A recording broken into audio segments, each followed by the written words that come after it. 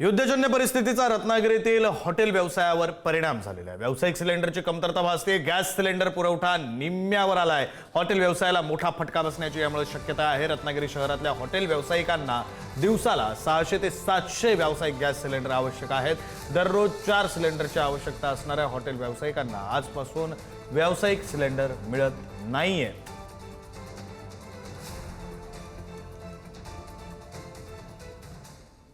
दरम्यान gas cylinder बाबत hotel व्यावसायिक असलेले मनसे नेते काँग्रेस आमदार सतेज पाटलांनी नेमकं काय म्हटलंय आणि त्यावर मंत्री योगेश कदमांनी काय स्पष्टीकरण दिले आपण बघूयात।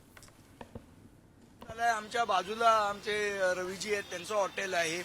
आमच्या दोघांकडे पण तो प्रॉब्लेम आहे की गेले 3 दिवस आम्ही बुकिंग करून सुद्धा सिलेंडर आलेलं नाहीये। त्यामुळे आता प्रश्न आहे की याच्या पुढे कसं चालवायचं। याला एक पर्याय आहे, तो इंडक्शनचा आहे।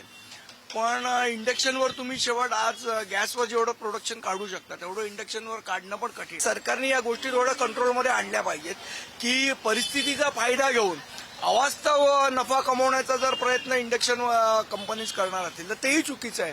मला असं वाटतं या वेळेला देश म्हणून आपण एकत्र उभं राहिलं पाहिजे या संकटाच्या काळात। लाखो कोट्यावधी कामगार या हॉटेलमध्ये आहेत, ज्यांची उपजीविकता या हॉटेलच्या व्यवसायातून या ठिकाणी होते।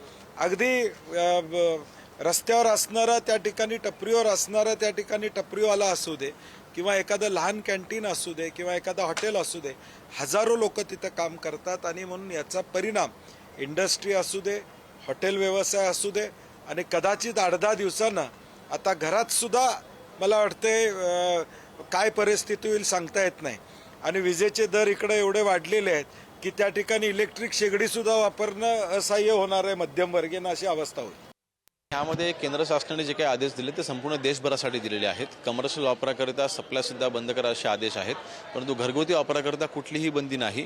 घरगुती वापराकरिता लागणाऱ्या सिलेंडरवरती आपण कुठेही सप्लाय देखील आपण थांबवलेला नाही। आणि सध्या तरी सप्लायच्या शॉर्टेजमुळे कुठले हॉटेल बंद झाले असं कुठले उदाहरण नाही, परंतु मला वाटतं ही परिस्थिती जास्त वेळ राहणार नाही। लवकरच ही परिस्थिती बदलेल देखील आणि सप्लाय हा नियमित लवकर चालू होईल। यामध्ये कोणीही पॅनिक व्हायची आवश्यकता नाही। आम्ही सरकार म्हणून नक्कीच आपल्या सोबत आहोत।